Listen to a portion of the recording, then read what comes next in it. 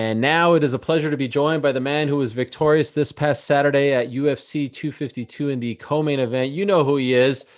He's Marlon Vera, Marlon Chito Vera. He defeated Sugar Sean O'Malley in a very impressive performance. Great stuff out of Marlon. Looking forward to talking to him about it today. Marlon, how are you?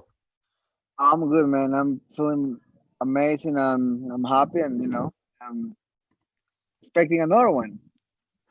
Congratulations on what should have been your 8th straight victory.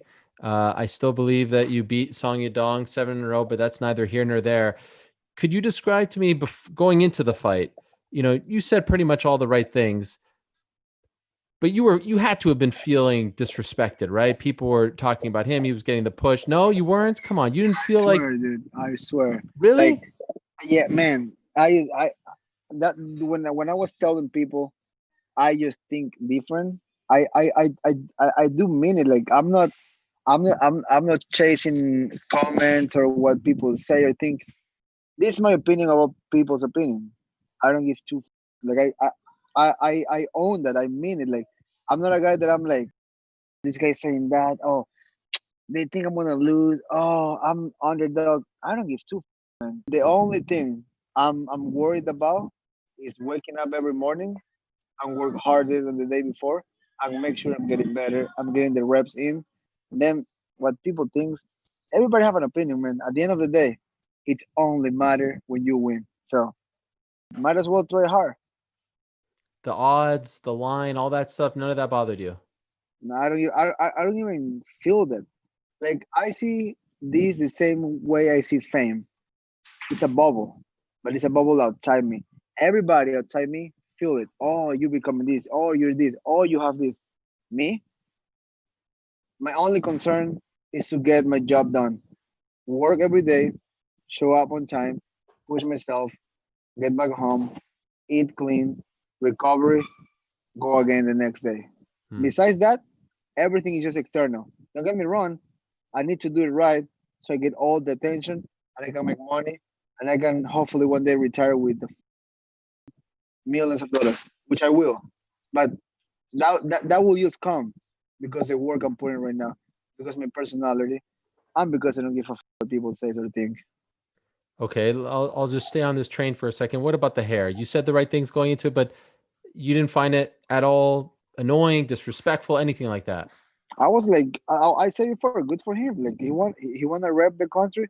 He was saying that he got fans in Ecuador and whatever. Like I'm like, people love me there.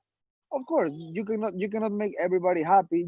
There's probably some people that was thinking he was cooler, but I was thinking like, it is what it is. But at the end of the day, it was kind of cool. It looks cool. Like Ecuador got pretty cool colors. And then I was thinking before he did it, I was thinking on kind of like copy a little bit like what's his name? The flyweight champion. What's his name? Deus da Oh, Guerra. yeah, Figueredo. He got his blonde and he got a red line. I was thinking I would do the same thing but blue and red line. I was there. That's gonna look sick. And then this moron that is hair. I was like, nah, good for him. You did it first. Own it. Keep it. But I'm gonna you up because I want to do it later. So you need to beat the guy to become the guy. That's what they say, right? Right. Your last fight prior to this one was in Jacksonville, right? And that was in the bigger cage. This time in the smaller cage against a guy like Sean O'Malley, who has experience fighting in the smaller cage. But we were wondering, given your style, how that would be against him. Do you think that the smaller cage played a factor at all? Maybe I don't know. I when I prepare for a fight, dude, I'm prepared for a fist fight. The cage is bigger, longer in the parking lot. All that thing is just adding pressure to a mind in your head. I'm like, I'm gonna get in a fight at this time with this guy. Let's go. But dude, I used to fight in cages, half of that in South America. That you have to scrap, and it was terrible. I was like, I don't like this. It's too small. Now that cage is huge for me, Hmm. in my opinion. But I don't know, man. Big cage, small cage, I don't think it makes any difference, man. It's a fight. You gotta go and fight. When did you start to realize that something was wrong with his lower portion of his leg, ankle, calf, foot? Look, once I land the kick that hurt him. I thought it was a check because he kicked me really hard in the calf, and I was like, okay, I need to check that. So the second one I did check it, I thought it came from that. But then when I watched the fight, when I kick him back, he just land in the right spot. Like it's like when you get cracked in the jaw. You go night night. It's the same exact thing. I just that some coaches say the more you throw, the luckier you get. And I was being active. I don't take a round off like I do in other times. I put the pressure, and that's me getting better. Hmm. That's my coaches like adjusting. Like, okay, I'll put example, instead of do 5 rounds, do 3. You lose. You don't have 5 rounds. We get the cardio different. So little things I adjust, and then you gotta adjust at every fight. Every opponent is different. Like, to fight this guy, I gotta fight these two idiots that will kick my ass 6'3" and 6'2", and I was like, these guys are annoying. But every fight is different. You gotta adjust. So I feel like I make adjustments in my game in order to win this fight, and I will keep doing it for the next and the next and the next one. The calf kick, is that something that you worked on a lot for this particular fight? Yeah, yeah. The calf kick, believe it or not, my wrestling coach bring that to me a couple years ago. He was like, hey, like, look, start kicking here instead of kicking to the tight. And then now it's becoming popular. Now everybody's using it. So that's and then I know I'm a pretty heavy kicker. Like, I know that. I know when I crack the pads. It's not just like it's a good whip or it's fast. It's hard. And then I do take pride on that. And then I do a lot of leg work. I do a lot of running. Like, I just try to be a machine year round, because then you can actually go in camp not worried about get in shape. I'm already in shape when they come in for a fight. So it's just about adjusting the technique and everything. And when he kicked me twice in the leg, I was like, okay. But see what happened when I kicked him back. He didn't take more than a couple ones. And then I realized, because he changed the guard right away. You Hmm. cannot let your opponent know right away. Like, it's simple. Like, I've been hurt before. Like, I've been hurt, but you gotta poker first. You gotta, like, take your time. You gotta, like, And then I think he wasn't ready for that energy that I brought to him. I was him when he was going side to side. I was pointing, oh, you wanna go left? Okay, go left. When he was turning south, I was turning south with him, and I was talking to him. His coach was talking mad in the corner. He was insulting me, everything. I was like, What was he buddy. saying? Oh, he's like, he's slow. I was like, you pretty dumb. He's a pretty dumb guy, because he was telling, like, oh, Jason Parillo is giving him a false sense of confidence, and he started putting my coaches on his mouth. And then I was like, dude, Jason Parillo make world champions before. Who the you are? You have this punk that thinks he's the and he was actually he was getting on Garvin's mind. He was getting on Peter's Young, because they were answering back. I believe if you answer back, they're getting into your skill. That's why I Right. was like, I didn't pay attention to him. They talk, I train. They talk, I kick harder. They talk, I push myself. And I was like, on Wayne's, I was like, okay, say something. Oh, he was pretty quiet on Wayne's. I was like, touch me. Oh, you don't want to touch me now. Okay, see you tomorrow. But when the fight start, well, look, this started before the fight. So when I was behind the curtain to walk to the cage, I can hear them because they're pretty close. They're behind me. They were like, "Oh, you wanna map me suck?" And I was like, "These guys are pretty idiots. We're about to fight, and you keep talking. I came from Ecuador. I'm not gonna make myself small because you're talking. You're talking shit. I'm gonna bring it even harder. But whatever. Now they know. If they didn't knew, now they know. So I was calm, dude. I was calm. I was prepared. I was very confident. And then I just think they were drinking too much their own Kool-Aid. So when the fight was over, the first thing they did was cause back, and he was like, okay, go yourself, you. And then no more talk. Oh yeah, great fight. I'm like, oh yeah, now great fight, idiot. Hmm. Whatever. But then I believe I didn't use the win or the fight to on him. I just let it go. I just did what I need to do. And then I caught it with him. I was like, good for you. Go away. Go cry. Don't bother me anymore. And then what I did, I went to Tanguino, the jiu-jitsu coach, and I was like, hey, he was pretty respectful the whole time. Thank you. I appreciate that. I shake his hand. I shake the other, I don't know who's the other guy. I shake his hand. I was like, hey, you didn't talk either. Thank you. I appreciate you. Have a good one. God bless. Bye. Is that who you were talking to after the fight? Uh, Or was well, it just everyone when yeah. you got on the cage and everything? No, when I got in the cage, I was just, I was like, "Welcome to the Chito show. Welcome." That was a good welcome to the Chito show. It was a good one. It was a good one. What does it feel like? Like, could you tell me what it feels like when that happens, when you just can't stand on that leg? Does it You, just feel numb? you uh feels. I guess I haven't get hurt. Okay. But I did have nerve damage before in other parts of my body, and you just go numb. I will say one example. When John Lineker threw a combos to me, he hit me right. I covered like that, and he hit me right behind the elbow, and my whole arm was dead for like 20 seconds. And I was like, I actually started praying in my head. I was like, please God, give me my arm back. I'm feeling weird. Please help me. And I was like, you know what? Just elbow him with that arm. Let's see what happens. But it's pretty weird. And then you see Seguro with Mighty Mouse. That happened in the second fight, Mhm. but happened with Chandler and my friend Primus. Happened with Formiga and my other friend Alex. So it just happens sometimes. But it's who faces adversity better. Seguro took it like a champ. He keep walking weird and he keep walking forward. Like when he kicked me in the leg hard, I feel a little numb, but I was like, it's time to die. We're in the cage. Let's do it. So you live and you learn. Obviously, you were happy with the win and the stoppage, but did you think, some people afterwards said it was a bit of an early stoppage? They understood the stoppage. Were you surprised when the ref stopped the fight when he did? I wasn't surprised. I will tell you one thing I saw when I land the elbows. He went out. He Hmm. went out. He make noises. With the noises you make with your elbow, you're like, he Hmm. went out. And then of course in recovery, because I'm guessing he's in very good shape. He recovered, but when the referee stopped me, he kind of like went out and then he covered up. Look, if the referee will let me, I would throw until the referee stopped. Like I have no problems with that. I would take my boy Masvidal at work. He's gonna be super necessary extra couple punches. But I think it was a good stop. But when people is in the train, in the hype train, they always gonna find an excuse. My people is not finding any excuse. My people is happy. And Herb Dean is not a guy that is around and making all these dumb things. Herb Dean is a black belt as a referee. When he came to the locker room, I was like, yeah, I'm glad you're my referee.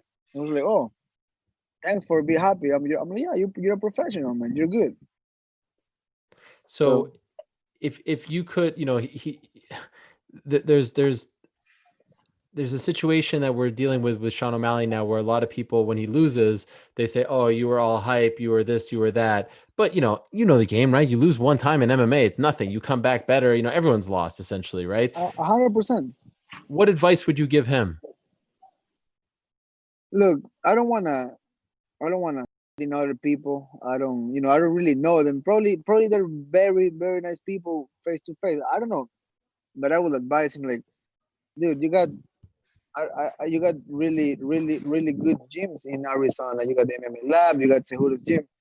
Why are you training with a former fighter that wasn't even successful? Like, I think they're drinking too much of the Uncle A, and I believe as an athlete, as a pro fighter, you need people who push you, not people who babysit you and kiss your ass. I'm not saying that's the case, but that could be. I know Augusto Mendes is a world class jiu-jitsu competitor. He fought in the UFC. He didn't do the best, but he came in short notice against who become a world champion later on. Then he beat Frankie Saenz. He fought a Starling, which in my opinion is next in line. So he got a tough run, but he's a world class jiu-jitsu guy, 100%. The other guy, I think he's his conditioning coach. I'm guessing he's very good, but sometimes you need a little bit more than that. Sometimes you need to invest in yourself and find something. And at the end of the day, we might keep talking, we might not. Good luck, God bless, and do your thing. I wanted to ask you about your home country because you've mentioned a few times. I don't know if we've ever really talked about it. What was your upbringing? I've never been to Ecuador. Never had the pleasure. What was life like in People Ecuador? people burned the city that night. That was everybody was happy. People get drunk. I got so many videos of in-house party houses that they were going wild. And right now, by law, because COVID you cannot have more than I don't know 10 people. They went off. They were pouring hard. My family, it was like I don't know, like 50 people in one house, yelling, getting crazy, and those things really melt my heart. Seeing people doing anything to watch the fight, supporting me. That's what that's what I really do it to make, of course, to make myself happy and get my goals, my wife and kids. But seeing those people, seeing my dad yelling to the TV, I could fight every day for see that. Hmm. What was your upbringing like over there? What was life like for you? Growing up, Yeah. dude, I was born in a really small town. Like if you go back to that town, you would think I was from the ghetto. It was poor town, but good people around. Like hard workers, farmers. My dad was a farmer himself, and then my dad did what people do for their families. There was like, hey, there's no future here. He moved us to the to the bigger city, better city in Guayaquil for better school for us, better job for him, and just a better life for my mom. And just growing up, seeing that, like my dad never was those type of dad that were like, hey champ, come here. Oh, you're gonna do great. He was just a solid man. He was like, hey, do this, do that. Hey, don't fuck around. But just seeing what he was doing for us, how he do things, how every Christmas we receive something, how every birthday we receive something, and I would never see him complaining, never see him down, never see him like bitching around like why he don't have this and why he don't have that. He just make me grow up in a solid environment with example, like not around like making things happen. That's why I moved to California, brought my family, got my daughter's surgery done, bought pretty cool house in California, Costa Mesa. So I just believe in that. Hard work will give you anything in life. When did you leave Ecuador? How old were you? The first time for the tryout for the Ultimate Fighters, and that was in 2014. I made it in the Ultimate Fighter. I passed the test. I won the first fight. I get sick. Then I make my debut in the UFC in 2014. I was still living in Ecuador. I just came to Jackson's for that camp in UFC Mexico. But after that, I came back to Ecuador. That was my mistake. I thought I could turn in Ecuador and win in the UFC, which that's why I was 1-2 in the UFC. And then I decided to move after that fight in London with David Grant. I was like, what I'm doing? Like, I have no training. I was training with my friends, which was cool. I was pushing myself. I always was a hard worker, but there was no guy. There was nothing new to learn. It was just like, hey, fight hard, buddy. And then I moved after that fight. I believe that was 2015.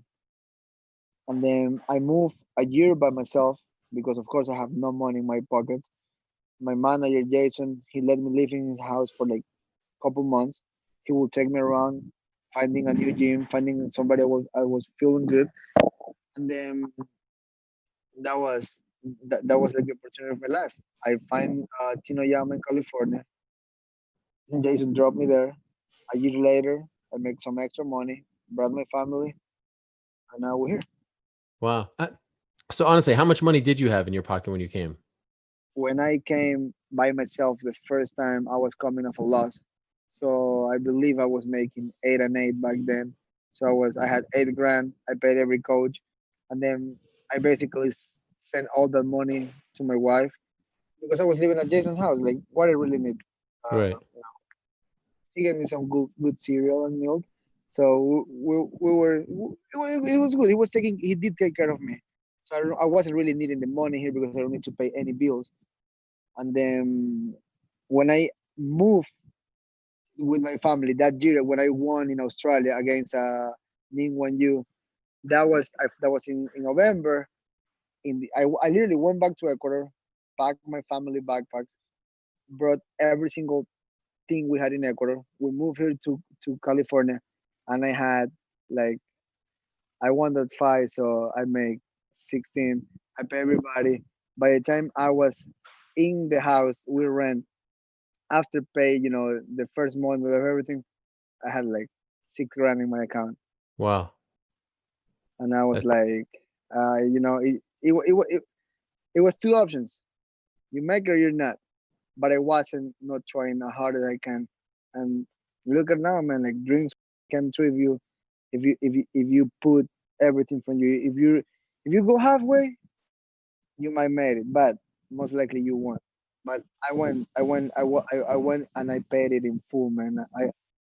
I don't. There's no one day of my life from now looking back that I bitch out or I didn't try hard or I didn't put everything from me. So that's why I feel so confident because I know I'm putting everything from me. By the way, when you were growing up, would you get into a lot of fights in Ecuador? Oh man, and I gotta be honest. For those 1,200 street fights, I lost 1,100 maybe. Really? But oh yeah, but it was just me loving. Like I would literally be in a club drinking with my friends, and I would literally bump somebody, and my friend push me, bump again, and then we scrap. I get a black eye. Everybody's like, "Dude, you gotta stop fighting. You're losing every single fight." I'm like, "Dude, but I used to like to fight." And then me and my friends, we have a solid group out there, but those guys are just too wild right now. I will be able to handle it. I'm an athlete now. We will be days that we would do like 10 against 10. We will just go. Like a Royal Rumble, 10 guys against 10 guys? But real. So Yeah. Where? In the street? in the street, we were just like, hey, let's go. Boom, boom, boom, boom. And we will know in every party like, oh, these guys are here. These guys are gonna fight tonight. These guys are trouble. And everybody used to like hate that, but now everybody love me. I make it. So they were like, at least you were fighting for a reason. Because I actually love fighting. Like I was telling people like, I'm not doing this because I'm a prick. I like to fight. Like if I would be, I don't know, in different times in Miami, I might be with George fighting like other people in backyards because that was my thing. Like if somebody would be like, "Hey, I will see you at 3 p.m. in the park. Let's see if you show up." I will show up, 100%. And win, lose or draw, I was like, I was, I don't know. It was something inside me that when I have a fight coming up or I get in a fight, it was just like a little bit of happiness going in my body. Like it's crazy. I don't even know where that came from. Nobody in my family fights. Nobody in my family is like aggressive or violent. It's just me. I don't know, wanting to fight. When was your last street fight? Oh, my last street fight. It was for sure before the UFC. It was for sure before the UFC. Did you win? One, I'm sure it won because I was already doing jiu-jitsu. So Ah, you know, I was just grabbing somebody real quick and chucking them out. But I lost a lot, dude. I gotta be honest there. I cannot be cocky. But I lost a lot of fights. But it was weird. I used to keep coming back. Like I wouldn't stop until they don't stop it. Like I could be getting killed, and I would. There was dog quit on me. I know that for sure. There wasn't quit on me did you ever get arrested because of this? twice. Twice? And Yeah, what one happened? time. One time the cops just told me like, "Kid, get out of here. You're an idiot," because they knew I was a kid. The second time, like a big name inside the police was my dad friend. They come like, hey, he was a little drunk. He was getting in a street fight. There was like 20 people involved in the fight, and my dad told his friends like, let him sleep tonight there so he can learn. And I was like, Ah. Dad, come on, man. You had the option. He's like, yeah, that's how you do it. You gotta learn, kid. And I was like, okay. I was so scared that I was crying, and he started Oh, laughing. I was crying like a little. I was like, please let me go. I don't want to be here. But and then never again, right? Never arrested again? never, like even never again. I learned from that. Like jail in Ecuador is, you don't want to be in the jail. Right. Now So look at you, right? never again. Co-main event, UFC, pay-per-view. Oh, that was sweet, man. That was a huge opportunity. I couldn't be like when I saw Dane after the fight. The first thing, everybody asking for something. I was like, man, thanks for the opportunity. Like you don't know what it mean for me. Win this fight in that spot of the card tonight. Thank you, man. What did he say to you? He was happy. He was like, "Good job, kid. You never back up opportunity. You never say no to us." And I was like, "And I will never do it. So if you call me, make sure you're sure because I'm gonna say yes." And he just started laughing. And I know you're a big, MMA fan, historian, aficionado. You know what it reminded me of? The end when they raised your hand and you were talking to the camera. Do you remember when Nick Diaz beat BJ Penn and he was like, "Where you at, George?" And he was doing that whole thing. Where That's what you you at, George? Yeah. And that's then what you reminded me of. before that, he was yelling, I Yeah. won that. And I was like, I think everybody know who won the decision. You calm down, buddy. Yeah, I'm a big Diaz fan. I like the way they fight. I like the way they handle themselves because it's not fake. It's real. They're actual real mean guys. I like that. I like when you're real, for good or for bad. Same thing with Michael Bisping. He's a Hmm. dick, but he's not faking it. He's real, and I love that. I told him before because I saw him at Ruka sometimes. We got the connection through Parillo, and I'm like, I love when people is real. Even if you are bad being real, real is appreciated by me. Two last quick things. When did you hook up with Perillo? I think it's a great addition to your corner. When did that happen? It's amazing. Actually, I already like almost 6 fights ago. He started Really? cornering me 2 fights ago. Yeah, but Ah, okay. this is my thing. I'm always looking, right? You gotta be always aware. So it's like, by some reason, everybody who moved from X gym goes to him. Those guys start punching people's heads away. So Yeah. I'm like, there's for sure something have to do with that. So I was like, I texted him one day. I was like, hey, I would like to train, blah blah. He don't answer. He's busy. He got a lot. He's if you're training world champions and some random kick text, you're like, yeah, maybe someday. But he didn't count on me on being aggressive. Hey, blah blah blah. I train me. So when RDA fought Kamaru in Vegas, I was there because I cornered Alex when he fought Joe B. I saw him after the fights. I was drinking with my because I brought my family, and then he passed by, and I was like, "Hey!" I stopped him. I grabbed him from the arm. I'm like, "I'm tired. I'm tired of." This is what I say verbally. I was drunk. I was like, "I'm tired of chasing you like a little. Please, I need your help. Train me. I know you're good." And it's like, "Come to the gym on Monday. You try hard. You got it now." I'm like, "Okay, thank you." Since then we train, and then the first thing he told me when I get to the gym is like, "Hey, if I don't click with you, you can go and yourself." I'm like, "Same here, coach. If I don't like you, I won't train with you." And then we're pretty cool. We click pretty good. We fun together. So I believe I'm with you when you say that that was a really good addition to my game, and in both in the technical boxing, in the movement, and in the mental aspect. That guy know how to get you Yeah. hard. Like he's good at that, and I'm pretty mental person. I'm a person that I prefer to do more mental training than just have muscles in my body because everything comes from the head. Everything. Yep. Your hair He's is worked. connected to your heart and your soul, and that's what I believe. You should be a black belt. Yeah, he's worked with legends like BJ Penn and Chris Cyborg, Michael Bisping. The list goes on and on. So the last obvious question is, who's next? If you could call your shot, who do you want? I think it's pretty obvious. I think Rivera is next. He should be next. He told Jimmie you, Rivera. yeah, Jimmie Yep. Rivera. He told you he was fighting me, which Yep. he wasn't lying. The UFC offered me the Jimmie Rivera fight August 8th. So I think it was on, but then O'Malley started his Wyland, and then they were like, you know what? O'Malley's calling Chito out. Let's give him what he wants. So I'm like, might as well. Let's back it up. Me and Rivera, we've been going back and forth for a while. He thinks whatever he thinks.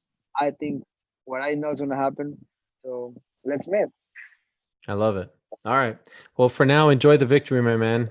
Very happy for you. Congratulations. What a great win for you. And I hope people are giving you the credit that you deserve because I see some people saying, oh, Sean hurt himself and this and that. Like, no, you did all of that and you deserve all of that credit. Ariel, Yeah. listen to me.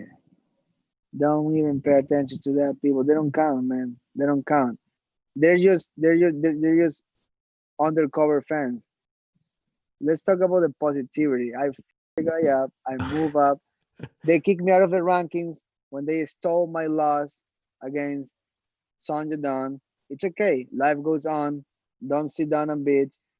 put this guy out. So there's no doubt that was a round over. I run through him. Period. If they want to cry, cry. But hey, we're moving on, baby. I love it. Congrats, Marlon. Appreciate the time. Thank you, man. I appreciate you, man. Thank you so much. Thanks for watching ESPN on YouTube. For live streaming sports and premium content, subscribe to ESPN Plus.